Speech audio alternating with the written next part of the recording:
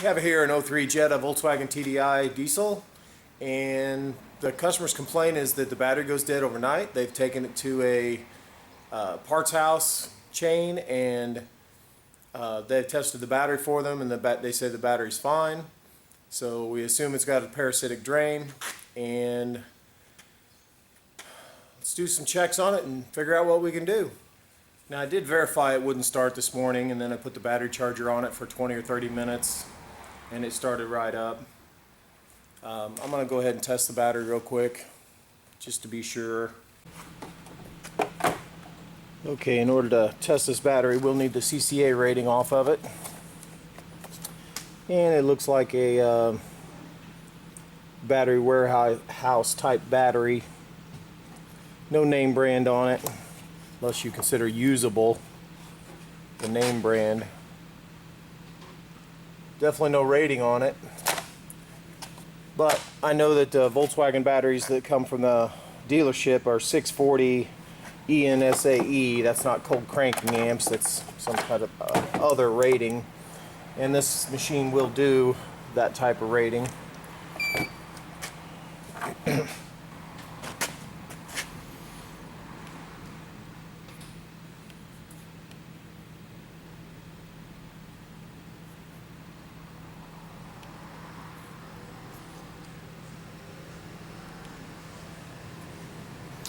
And stock Volkswagen battery is 640 ENSAE.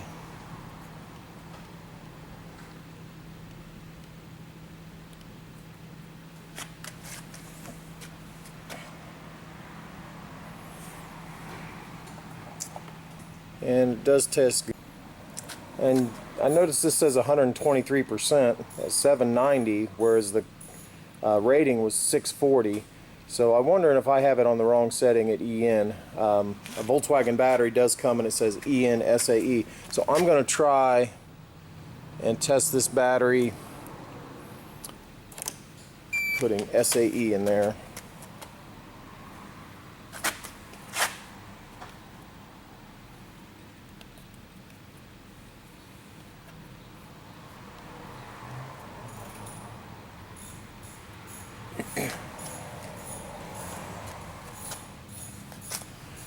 Test even higher there at 859 SAE, 134%. That's pretty much a good battery. We'll move on. I don't think these testers are the end-all final say on a battery. Sometimes the battery could test good on this and still be bad, but you got to try anyway. Usually it's right. Okay, so as I said, Volkswagen has a nice fuse box right here on top of the battery to where it helps you, makes it easier to track down where the current's going. The battery positive is here, current goes into here, can go through the alternator cable. I'm going to check that. Can go through this, which leads to the main fuse box. Some of these go to the fan control module, to the fans. These go to various other devices. I don't have them all memorized. I have seen a couple of instances where the current was going through the alternator cable, and it would, I guess, leak through the diodes in the alternator. And so we'll check that first.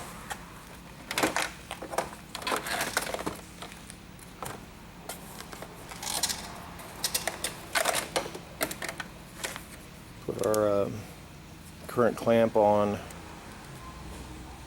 1 millivolt equals 10 milliamp scale. Zero it out, and we measure our current, and that's a lot of current. To convert, this shows voltage outputted from the amp clamp, and to convert to actual amperage you move the decimal point one place, since it's on the 1 millivolt equals 10 milliamp scale. And so when you move the decimal point one place, that means we're drawing 1.2 amps. And it is going from here into the fuse box and then through one of those wires there. Like I said, always check the starter. I had a buddy who had a Windstar, and he said replacing the starter fixed his parasitic drain. But this, I've never seen it myself. I don't really understand how I can do that, but I trust that he was right because it did fix the car. So we check the alternator, make sure the current ain't leaking through the diodes in the alternator. and nothing significant going through there. Check this one that goes to the fuse box, and like I said, move the decimal point. That's over an amp. That's our draw right there. And not really anything there. Nothing there. Nothing there. We'll check all three of these at once. Nothing there. So there's a couple quick checks I like to do, and I'll show you on a Volkswagen. I'll show you those. The next thing I like to look at when I have a parasitic drain is go in the back seat and make sure the trunk light ain't on. And you're not going to be able to see much, but the reason why is because the trunk light ain't on, so no reason to check that out.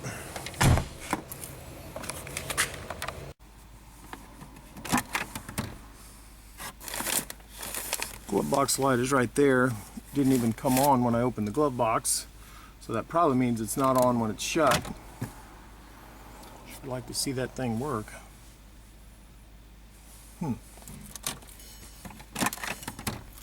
With the key on, it works. So the question is it shutting off when you open the door? So I always look through here, shut the door, and you can see the light come on and off.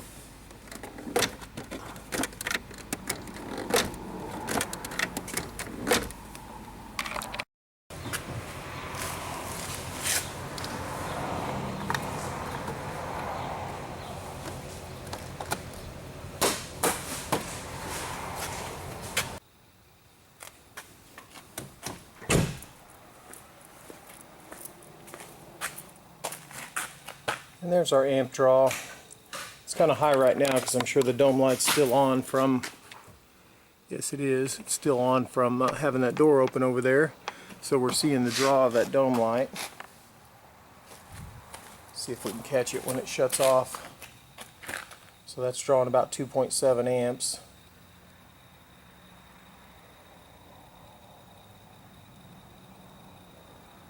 And it dropped down to about 1.9 amps, so I think the dome light just went off. I don't remember exactly what our amp draw was when I checked it before,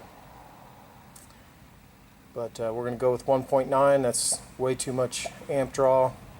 I already know from experience that this is the cable that goes into the fuse box and powers the fuse box inside the car, so there's 100 circuits in there. And I'll show you some checks that I do to shortcut it. But in order to get to that fuse box, it's inside the door, so you have to open the door and then the dome light comes on. Oh, but the dome light didn't come on. Maybe the switch inside here is bad. Let's see if our amp draw changed. No, our amp draw didn't change. But normally, in order to check these problems, I would just take a screwdriver and latch the door in the closed position so that the dome light shuts off. That throws the switch to where the dome light shuts off. Well, the fuse box is in here. Probably can't see much because it's black on black. And I always pull this part out just so I can get a little bit better access. And that gives me a solid metal part here that I can hook the ground to. And first I just use a good old-fashioned test light and figure out which fuses have power, because obviously if they're not powered up they can't be drawing amperage. So just kind of go through here. That one's on, that one's not, that one's not on. But I'm not going to video all this. Okay, so I've already found the problem on this, and for the sake of the video, I'm only going to deal with 4 fuses. This one, this one, this one, and this one. And the reason I'm dealing with these is because they are powered up, so they do have the potential to be drawing amperage right now when the key is off. The key is off. And so we'll test to see which ones do have a voltage drop on them, because Only a circuit that is drawing amperage can have a voltage. It has to be a dynamic or a working circuit for voltage to drop. So across the load, and these fuses aren't really a huge load, but they are a load, and voltage will drop across it. So this one has 76 millivolts of voltage drop, and this one has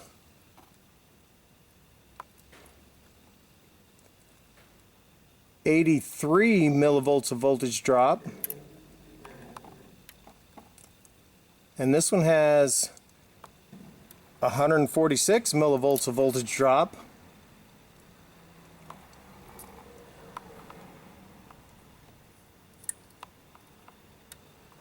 and this one has none.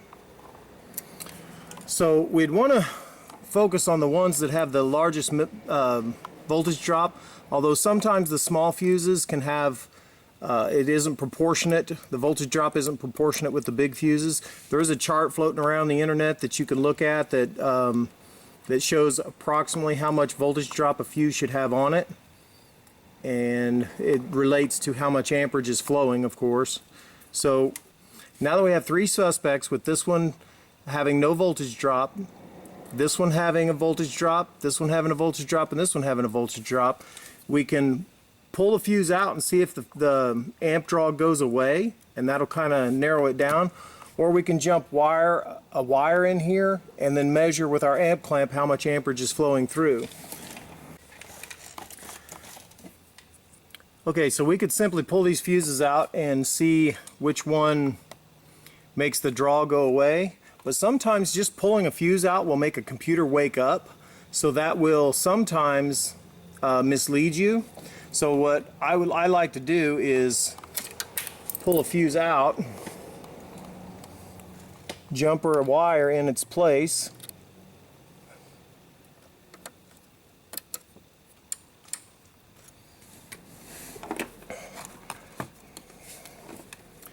and then put our amp clamp in there and see if it's drawing amperage. And you could wait for a certain period of time, and that computer that you woke up would go back to sleep. And you see there that's drawing very little to no amperage at all. It's showing no reading there at all. It shows 0. So we'll put that one back in. Yellow flashing battery mean low or dead? We still have time. So pull the next one out.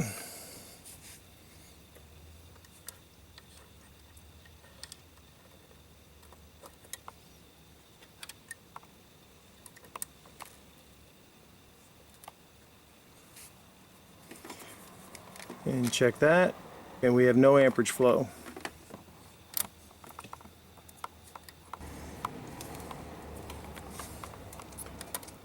And then this one.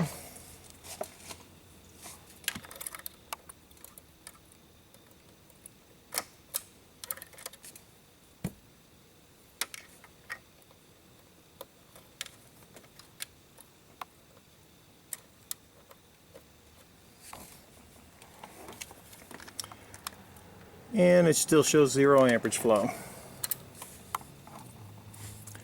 So last but not least, since I already knew what the problem was, I knew which one to do last, is this 25 amp fuse here. Ooh, I heard a pop come from the speakers when I pulled that out. I wonder why that is.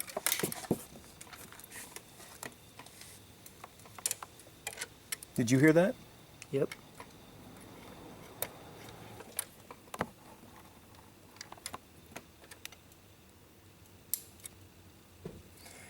I don't know if you guys could see that, but when I connect this, it kind of goes pop, meaning there is amperage flowing. Got that hooked up and got over an amp flowing. Now, as I said, I already solved this problem. That is the radio fuse. I heard the speaker pop. It made a pop when I connected. All those are signs that amperage is flowing. I did look up a wiring schematic to it, and it does power only the radio and the amplifier. Okay, so in conclusion, you trace down where the amperage is going, and Invariably on a Volkswagen, it always comes to this fuse box, and it'll always be some device on this fuse box. And then you do a voltage drop test across the fuses, and any ones that are showing a voltage drop are a potential suspect. Then you pull those fuses out, put a jumper lead in their place. You could use a fuse jumper lead, that might be a little bit smarter than just a jumper. So then you measure the amperage flow through that fuse, and you can tell what device is causing the problem. In this situation, you can't rule it completely out between the radiator and the amplifier unless we were to get in the trunk and amp clamp the amplifier on the trunk, and we may still do that. But here's the situation. Volkswagen radios, almost everybody, when they have a failure, they just put an aftermarket radio in them. And that's probably what this person would do. That would be my recommendation on what to do. And the reason why is because they're coated radios. If you go to buy a used radio from a salvage yard, they're going to charge you $60 or $80 for a used radio, and then you have to take it to Volkswagen to get the code extracted from it so that you can make it work, because they are coded. So used radios are just not an option. Maybe if it is the amplifier in the trunk, then buying just a used amplifier would solve the problem. In all practicality, though, I think an aftermarket radio is the way to go. Now, track record. I have found an amplifier causing this problem once before, so maybe the amplifier is the problem on this car. The second problem that I found on these was heated seat. Regardless of whether the switch is on or not, the heated seat will heat up and could cause a major problem, could even cause a fire. I've saw those draw amperage and cause a parasitic drain. And the other parasitic drain that I fixed has been the alternator, probably leaking amperage through the diodes, and that I've seen twice. So that's the basics of my experience of parasitic drains on Volkswagens. I hate these types of problems. I dread them when they come in. You may have been able to tell with my attitude while making this video, but now it's over with. If I do end up amp clamping the amplifier in the trunk, I'll video that. But for now, I think the recommendation is put an aftermarket stereo in it, and I'm not going to help her with that. She needs to go to a stereo place. And if you like this video, be sure to like and subscribe, and visit my website at www.kansascitytdi.com. So here is the amplifier, and the wires are back here, so I'd have to pull this cage off in order to do any amp testing. I'm going to call the customer and see what they want to do.